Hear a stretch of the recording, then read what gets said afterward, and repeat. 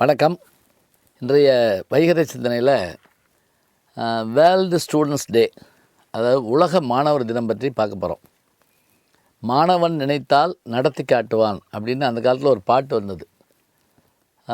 ராஜநாகம் அப்படின்னு ஒரு படம், அது கன்னடத்தில் வந்து நாகரகாவு அப்படின்னு கன்னடத்தில் வந்து, அப்புறம் தமிழில் ஸ்ரீகாந்த் ஹீரோவாக நடித்து ரொம்ப ஃபேமஸான படம். அப்போ தான் அந்த ஒரு மாதிரியான செயினெல்லாம் போட்டுக்கிட்டு பெரிய பெல்பாட்டம் பேட் போட்டு வர்றதுன்னு வச்சுருந்தாங்க.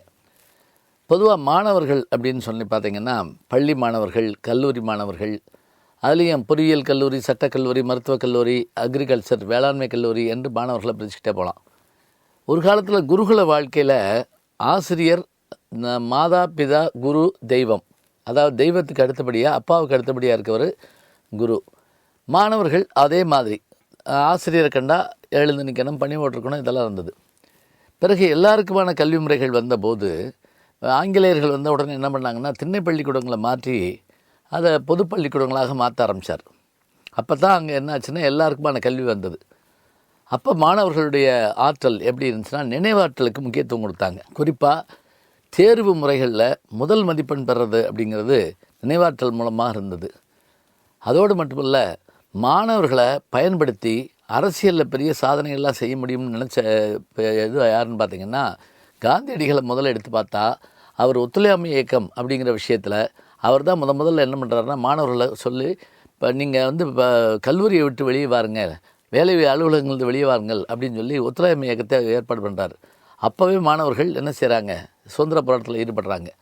பிறகு மாணவர்களுடைய பெரிய பலத்தை வைத்துக்கொண்டு ஆட்சியே பிடிக்க முடியும் அப்படின்னு காட்டிய பெருமை யாருக்கு உண்டு என்றால் பேரறிஞர் அண்ணா அவர்களுக்கு உண்டு. திராவிட முன்னேற்றக் கழகம் தமிழ்நாட்டில் ஆட்சியை பிடித்தது 1967. அப்போ இந்திய எதிர்ப்பு போராட்டம் நடந்தது. அந்த இந்திய எதிர்ப்பு போராட்டத்தில் அதிகமாக மாணவர்கள் வந்து சுடப்பட்டார்கள், மாணவர்கள்லாம் போராடினாங்க. அப்போ மாணவர்களுடைய ஸ்ட்ரென்த்து, இளைஞர்களுடைய ஸ்ட்ரென்த்துங்கிறது பெரிய தன்மையாக இருந்தது. பிறகு கல்லூரிகள்லேயும் பள்ளிக்கூடங்கள்லேயும் தேர்தல்கள் நடக்கும். இந்த தேர்தல்கள் மூலமாக மாணவர்களுக்கு அரசியல் ஓரளவுக்கு அறிமுகமாச்சு.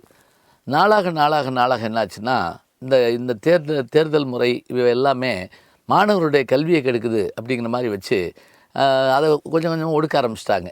மாணவர்கள்ட்ட வேகம் உண்டு, விவேகம் உண்டு, ஆற்றல் உண்டு. அதனால தான் அந்த வயதில் வந்து என்ன செய்கிறாங்க, ஐஏஎஸ் எழுதணுமா, இது இராணுவத்தில் போய் சேரணுமா, காவல்துறையில் போய் சேரணுமா, எல்லாவற்றுக்கும் கொண்டு வர்றாங்க. இன்றைக்கி மாணவருடைய சூழல் எப்படி இருக்குது அப்படின்னா, நமக்கு கொஞ்சம் அச்சந்தர தக்க முறையில் இருக்குது. காரணம் என்ன, பொழுதுபோக்கு அம்சங்கள் நிறைய வந்துருச்சு. அவருடைய எந்த நேரமும் முந்தையாவது செல்ஃபோனை காதுக்கு வெளியே வச்சுருந்தாங்க. இப்போ என்ன ஆச்சுன்னா, ப்ளூடூத்துங்கிறதுனால காதுக்குள்ளே சொருகிடுறாங்க.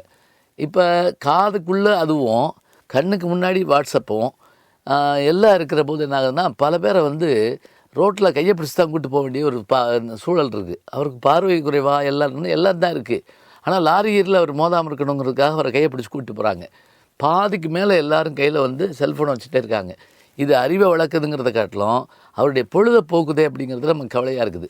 ஆனால் 20 ஆண்டுகளுக்கு முன்பு இருந்த ஒரு மாணவனுக்கும் இன்றைக்கி 7ஆம் கிளாஸ் படிக்கக்கூடிய ஒரு மாணவனுக்கும், 20 வயது மாணவனுக்கும் 7ஆம் கிளாஸ் மாணவனுக்குமான வேறுபாடு என்ன? இன்றைக்கே அவன் அவ்வளவு செய்திகளை உலக அளவில் தெரிஞ்சு வச்சுருக்கிறான். ஆனால் தன் வலிமையை அவன் இன்னும் தெரிந்து கொள்ளவில்லை. மாணவர்கள் நினைத்தால் நடத்தி காட்டலாம்ங்கிற பாட்டை நான் முதல்ல சொன்ன பாருங்கள். அது மாதிரி அநீதி நடக்கிற போது அதை தட்டி கேட்கவும், தேர்தல் காலங்களில் சென்று ஓட்டளிக்கவும், சுனாமி போன்ற காலங்களில் ஓடி சென்று சாதி மத பேதம் பார்க்காமல் காப்பாற்றவும், நட்பு என்ற ஒரு பெருமையை உலகுக்கு சொல்லவும் யாரால் முடியும் என்று சொன்னால் மாணவ பருவத்தால் மட்டும்தான் முடியும்.